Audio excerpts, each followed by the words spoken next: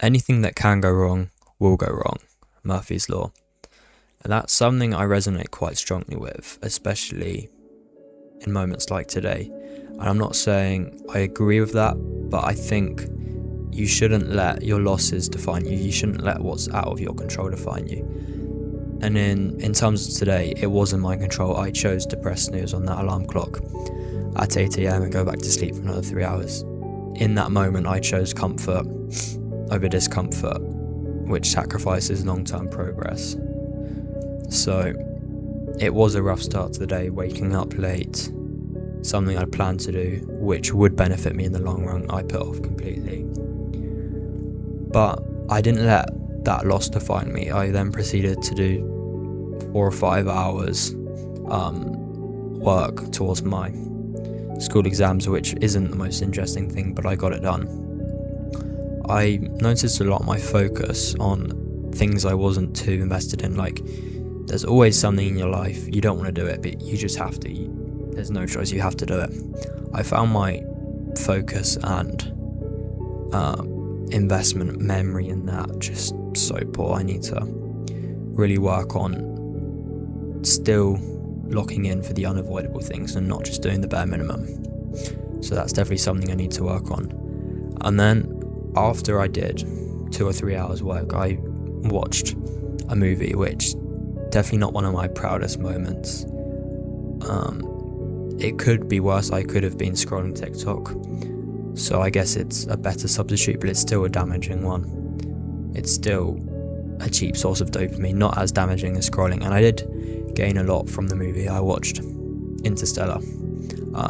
I guess most of you have watched. I don't know why I hadn't up till now, but hence Murphy's Law at the beginning. It's a key theme in Interstellar, and they put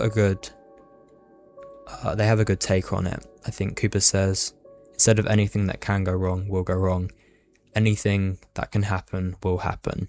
He's not letting the losses define him. He's not letting the bad things define him. And I think that's a good approach on it. Progress isn't linear. Missions fail, detours happen, setbacks are part of the journey, not proof that you're failing. Like, a bad start today didn't cancel the work I had to do later.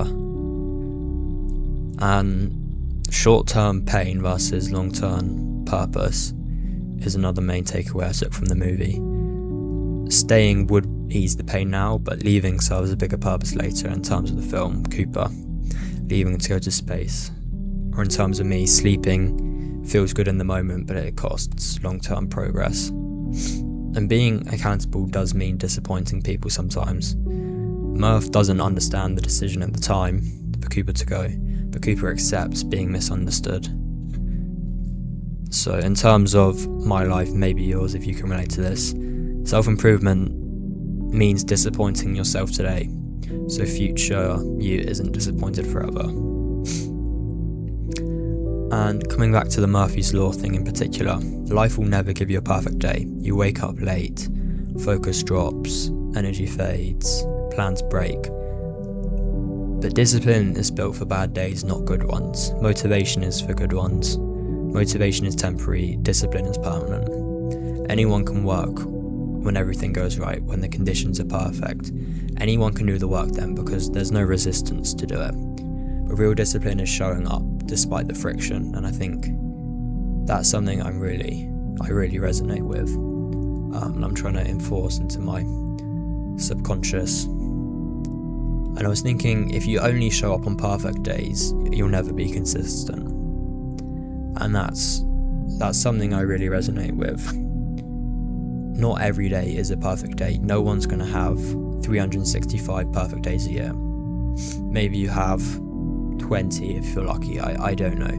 But discipline builds consistency, not motivation. So definitely some positives today and some negatives, but all learning experiences which I'm grateful for. So yeah, thank you for watching.